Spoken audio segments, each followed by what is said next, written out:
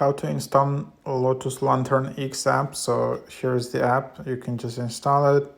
And this is the app to manage and control RGB LED strip. It can adjust the brightness and color of LED strip. Also has a music and microphone rhythm function, and built in many transition patterns of colors and brightness. So yeah, if you just have these LED strips, that's kind of the app for you to discover. And here it is.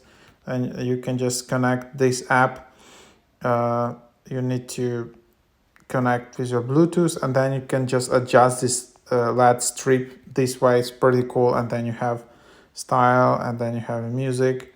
You can also add some music. You can add your microphone, and then you can have the schedule. So yeah, that's the app. It's free app. You don't need to pay or upgrade here to use it. So yeah, give it a try.